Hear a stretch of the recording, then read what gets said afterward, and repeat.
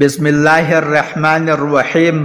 ظہر کے بعد ایک آیت کا یہ وظیفہ کر لے، صرف ایک دن کا وظیفہ ہے۔ یہ آیت حضور صلی اللہ علیہ وسلم پڑھتے تھے، لوگ دروازہ کٹکھٹا کر پیسے دے جاتے تھے۔ محترم ناظرین، نماز ظہر کے بعد ایک آیت پڑھ لو، اس آیت نے لوگ ارب پتی بنا دیا ہے۔ یہ آیت حضرت محمد صلی اللہ علیہ وسلم پڑھتے تھے، 7 نسلوں کی رزق کا انتظام ہوگا۔ ایک ایسا عمل جس کے کرنے کی برکت سے انشاءاللہ اللہ پاک ہر قسم کی پریشانی اور مشکل کو دور فرماتے ہیں۔ نبی کریم صلی اللہ علیہ وسلم خود روزانہ یہ وظیفہ پابندی سے کرتے تھے۔ ہر مشکل کا پوری حل یعنی یہ نبوی وظیفہ ہے۔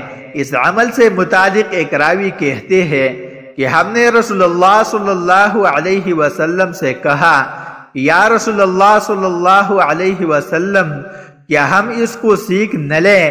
آپ صلی اللہ علیہ وسلم نے فرمایا، کیوں نہیں؟ یہ کلمات اس لائق ہے، جو بھی انہیں سنے وہ اسے سیکھ لے۔ آپ صلی اللہ علیہ وسلم جس قرآن کی تعلیم فرماتے، اپنے عملی زندگی میں اس کو قابل تقلید بنا کر پیش کرتے۔ قرآن کے بعد اگر کوئی چیز ہے تو وہ صاحب قرآن کی سیرت مبارک ہے۔ پیغمبر اسلام صلی اللہ علیہ وسلم کی سیرت و اخلاق کی عظمت کے آگے اور ان کے قول و عمل کی صداقت سے سند حاصل کیے بغیر دنیا کا کوئی انسان اخلاق کے اعتبار سے بڑا نہیں بن سکتا۔ اللہ تعالیٰ نے رسول اللہ صلی اللہ علیہ وسلم کو ایک مثالی نمونہ بنا کر دنیا میں بھیجا ہے اور لوگوں کو یہ ہدایت دی ہے کہ زندگی کے ہر شعبہ، ہر دور، ہر حال میں اس نمونہ کے مطابق خود کو بھی بنیے اور دوسروں کو بنانے کی فکر کرے۔ لہٰذا آپ کو کسی بھی قسم کی پریشانی ہو، دنیاوی یا دینی ہو، جسمانی یا کاروباری پریشانی ہو، آپ کی اولاد کے رشتے نہ آنے کی پریشانی ہو، ملازمت یا کاروبار میں نقصان ہو رہا ہو، ملازمت نہ مل رہی ہو، امتحانات میں کسی مشکل کا سامنا ہو، کسی بھی قسم کی پریشانی جس میں آپ مبتلا ہو، جس کی وجہ سے آپ پریشان ہو، تو آپ اس مختصر اور آسان عمل کو اپنی زندگی کا معمول بنا لیجئے۔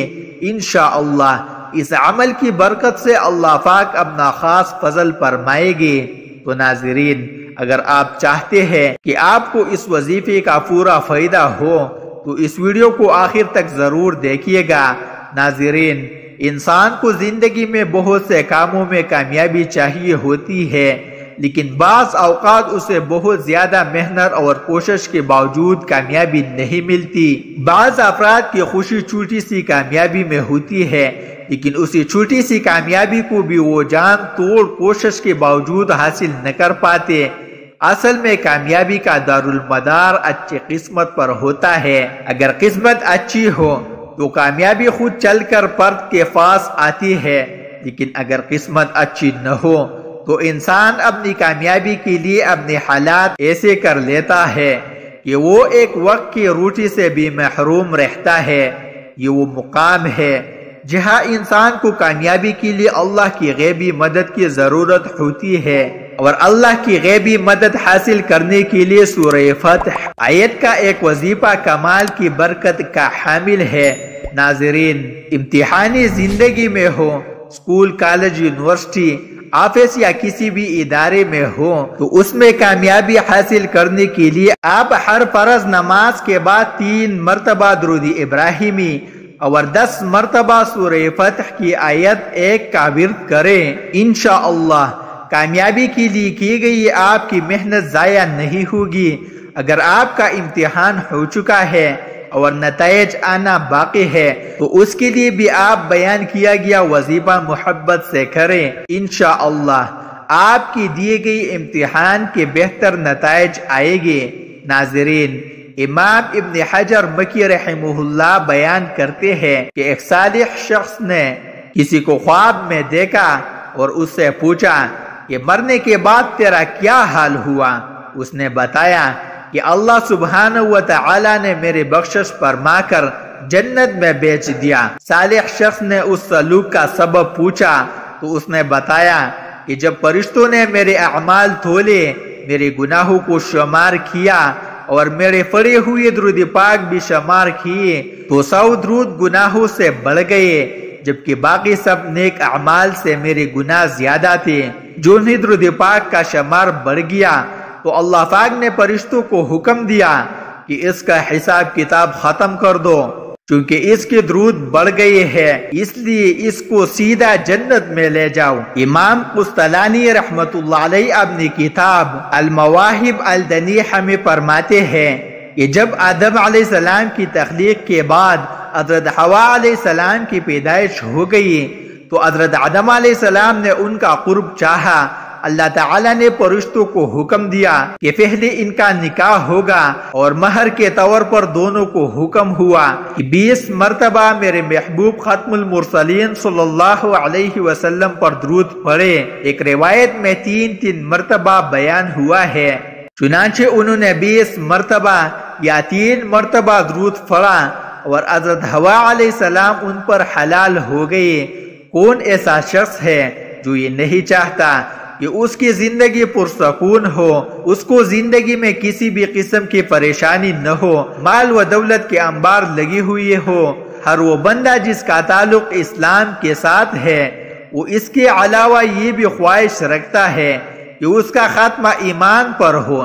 یہ خواہش سب کی ہوتی ہے کہ وہ مرنے کے بعد جنت میں داخل ہو جائے، اس لیے دنیا میں کچھ محنت کرنی پڑتی ہے۔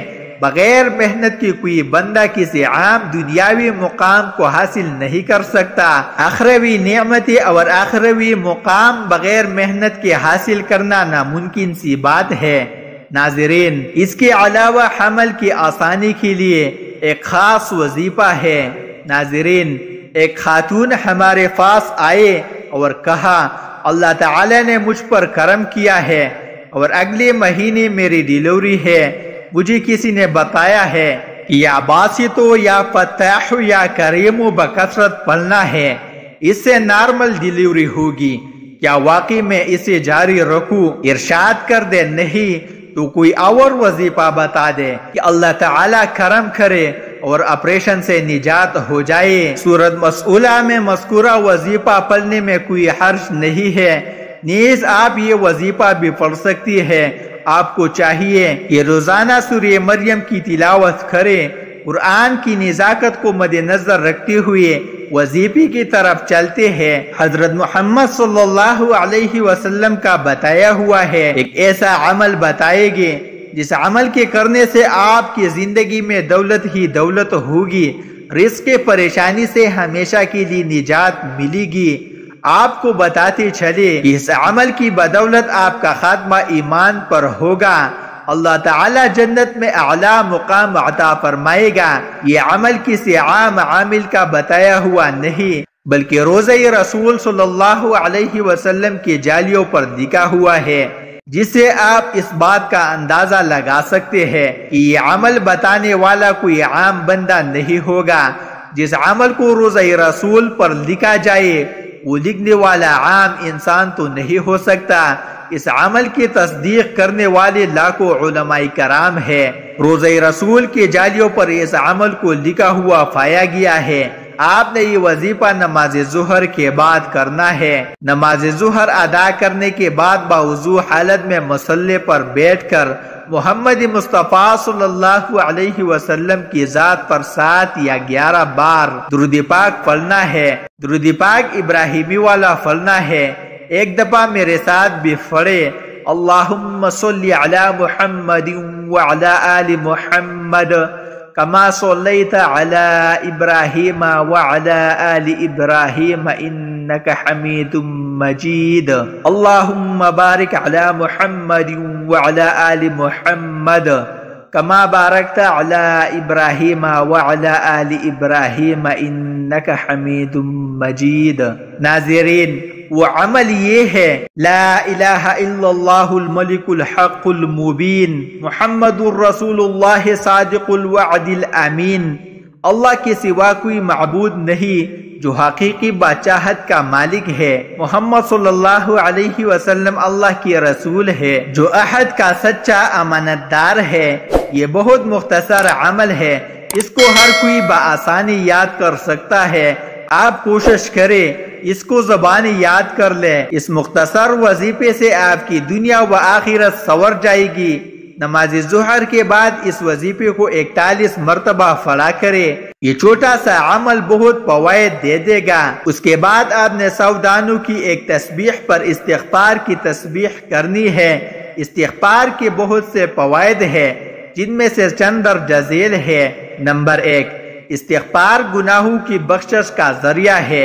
نمبر 2، استغفار گناہوں کی مٹانے اور درجات کی بلندی کا ذریعہ ہے۔ نمبر 3، استغفار بارش کے نزول، مال و اولاد کی ترقی اور دخول جنت کا سبب ہے۔ نمبر 4، استغفار ہر طرح کی طاقت و قوت کی زیادتی کا ذریعہ ہے۔ نمبر 5، استغفار سامانی زندگی کا سبب ہے۔